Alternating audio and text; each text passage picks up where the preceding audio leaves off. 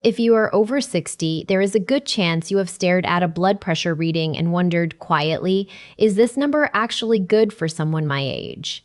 Maybe your doctor said one thing, a friend said another, and the internet said something that scared you. So today, I want to give you the honest, calm truth about blood pressure for older adults. Not a one-size-fits-all number shouted at everyone, but a real understanding of what your numbers mean, why the best target can be different once you are older, and how to know whether yours is actually right for you. Stay with me because by the end of these 20 minutes, you will look at your own readings with far more confidence and far less fear. I am Dr. Sonia, and as always, I want to walk through this gently and clearly, the way I would if you were sitting across from me. Because blood pressure is one of the most misunderstood numbers in all of health, and a little clear understanding here can genuinely protect your heart, your brain, and your independence for years to come. Let me begin with what blood pressure actually is, in plain language. Every time your heart beats, it pushes blood out into your arteries, and that push creates pressure against the walls of those vessels. When they measure your blood pressure, you get two numbers. The top number is the pressure during the beat, when your heart squeezes and pushes the blood out. The bottom number is the pressure between beats, when your heart relaxes and fills again. Both numbers tell a story. For a long time, people focused mostly on the bottom number, but as we age, it is often the top number that becomes the more important one to watch, because the large arteries naturally stiffen with the years, and that stiffness tends to push the top number up. Now, why does any of this matter so much? Because your blood pressure is the force your vessels live under every second of every day. When that force stays too high for too long, it slowly wears on the delicate inner lining of your arteries. It makes your heart work harder than it should. And over the years, it raises your risk of the things we most want to avoid: a stroke, a heart attack, damage to your kidneys, and even harm to the small vessels that feed your brain and your memory. So, keeping your blood pressure in a healthy range is not about chasing a perfect number for its own sake. It is about protecting the organs that keep you living well and living independently. Let me explain a little more about why aging changes this picture, because it helps everything else make sense. When you are young, your large arteries are soft and springy. With each heartbeat, they gently stretch to absorb the surge of blood, and then they recoil, smoothing the flow out like a cushion. But over the decades, those artery walls tend to stiffen and lose some of that spring. When a stiff artery can no longer cushion the beat, the top number, the pressure during the beat, rises, while the bottom number may stay the same or even drift down. That growing gap between the top and the bottom number is something doctors pay attention to in older adults, because a wide gap is a sign of stiffer arteries. This is why, after 60, we often care more about that top number than we did in earlier life. It is not that anything has gone suddenly wrong. It is simply the natural stiffening of time, and it is one more reason your target and your care should be tuned to your age and your body, not borrowed from a much younger person. Here is where it gets interesting, and where so many older adults are confused. For many years, the message was simple: lower is better. Aim for one number, the same target for nearly everyone. And for a lot of people, especially in midlife, bringing a high pressure down does enormous good. But once you are older, the picture becomes more personal, and this is the part almost no one explains properly. The best blood pressure target for a healthy, active 70-year-old may not be the same as the best target for a frail, unsteady 85-year-old who takes many medications and has other conditions. Age alone does not decide it. Your overall health, your steadiness on your feet, your other conditions, and how you respond to treatment all matter. This is why the honest answer to the question, what is the best blood pressure, is not a single number. It is a range and a conversation with your own doctor. Let me give you the general landscape so you have your bearings, and then I will explain the crucial exceptions. Broadly speaking, for most adults, a top number somewhere in the range of the low hundreds to around 120 is considered healthy, and doctors generally start to become concerned as the top number climbs well above 130 and beyond. Many older adults are guided toward keeping their top number under about 130 because good research has shown that, for a lot of people, getting there meaningfully lowers the risk of stroke and heart trouble. But, and this is the most important word in this whole video, that target is not right for everyone, and pushing every older person to the very same low number can actually cause harm in some. So let me explain why too low can be a real problem in older adults, because this is the part that gets missed. When you are older, your body is not always as quick to adjust your blood pressure as it once was. So if your pressure is pushed down too far, or too aggressively with medication, you can end up with readings that are too low at the wrong moments, and that brings its own dangers. The most common one is the drop that happens when you stand up. You are sitting or lying down, your pressure is fine, and then you rise to your feet and your blood pressure suddenly falls because your body did not adjust fast enough. You feel dizzy, lightheaded, maybe your vision dims for a second. And in an older adult, that moment of dizziness is not just unpleasant. It is one of the leading causes of falls, and a serious fall can change everything about an older person's life. So when we talk about the best blood pressure after 60, we are always balancing two risks at once.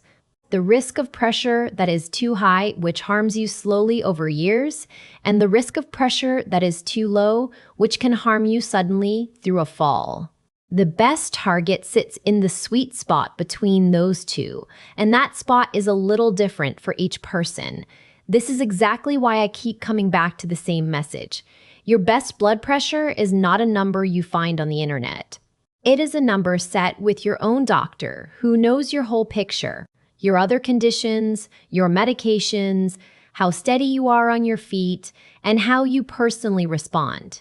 For a robust, active older adult, a lower target often makes great sense. For someone frail or prone to dizziness and falls, a slightly higher, gentler target may be safer. Neither is wrong. They are simply right for different people. And if your treatment ever leaves you feeling dizzy, weak, or unsteady, that is not something to just put up with. It is a signal to go back and have the conversation, because your target or your treatment may need adjusting. Now let me give you something powerful that you can actually control, and that is how you measure your blood pressure at home. Because so many people get a frightening or a falsely reassuring number simply because they measured it wrong.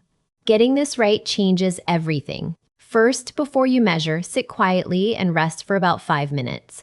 Do not measure right after rushing around or right after coffee or a cigarette or exercise, because all of those temporarily push your reading up and give you a false alarm. Second, sit with your back supported, your feet flat on the floor, not crossed, and your arm resting on a table so that the cuff is at about the level of your heart. If your arm is hanging low or held up high, the number will be off.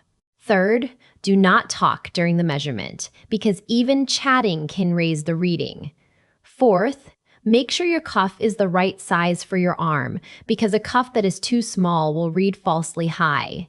And fifth, do not trust a single reading. Take 2 or 3 readings, a minute apart, and look at the pattern over days, not the drama of one number. One high reading after a stressful morning tells you very little. A steady pattern over a week tells you a great deal. Let me give you a little practical guidance on the monitor itself, since a good home routine depends on it. If you are choosing one, a monitor that uses a cuff around your upper arm is generally more reliable for most people than the kind that wraps around your wrist, because wrist devices are more sensitive to the position of your hand and are easier to use incorrectly. When you first get a monitor, it is a lovely idea to take it with you to your next appointment and check its reading against the one at the office, so you know you can trust it. And whatever device you use, put fresh batteries in it and keep the cuff in good shape, because a worn or wrong size cuff is one of the most common reasons for a reading that frightens you for no good reason. Once you trust your monitor and your technique, your home readings become one of the most valuable pieces of information you can bring to your own doctor. There is a related thing worth knowing, and it has a name people find charming. It is sometimes called the white coat effect. Many people run higher the moment they sit in a doctor's office, simply from the nerves of being there, even though their pressure at home is perfectly fine. This is very common and very human. It is one more reason a good home routine matters, because it shows the truer picture of your everyday pressure, away from the anxiety of the clinic. If your numbers at home are consistently calmer than the ones at the office, that is genuinely useful information to bring to your doctor. Now let me talk about the everyday habits that lower blood pressure gently and naturally, because these matter enormously, and they work alongside any medication, not instead of asking your doctor. The first is salt, or more precisely, sodium. Most of us eat far more than we realize, and the great majority of it does not come from the salt shaker on the table. It hides in processed and packaged foods, in bread, in canned soups, in cured and processed meats, in restaurant meals and ready-made dinners. Simply cooking more of your own food from simple ingredients and reaching for herbs, garlic, lemon, and spices for flavor instead of pouring on salt can bring a meaningful drop for many people. The second lever is the mirror image of salt, and it is potassium. Potassium helps your body balance out sodium and relax your vessel walls, and it comes from wonderful everyday foods, leafy greens, beans and lentils, and many vegetables and fruits. So it is not only about taking something away, it is also about adding these gentle, potassium-rich foods in. If you have kidney problems though, potassium is something to discuss with your doctor first, because your needs may be different. There's a whole pattern of eating that research has shown again and again to be gentle on blood pressure, and it is not a fad or a strict diet. It is simply a way of eating built around plenty of vegetables and fruit, whole grains rather than refined ones, beans and lentils, nuts and seeds, some fish, and modest amounts of lean protein and low-fat dairy, while keeping salt, processed food, red, and drabble. Processed meat, and sugary things low. You do not have to follow it perfectly or name it anything. If most of your plate most of the time looks like that, you are giving your vessels a great gift, because that pattern is naturally high in the potassium, the fiber, and the good fats that keep pressure gentle, and naturally low in the hidden salt and processed junk that push it up.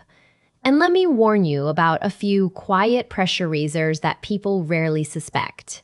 Some very common over-the-counter medicines can nudge your blood pressure up, including certain pain relievers taken often, and the decongestants found in many cold and flu remedies.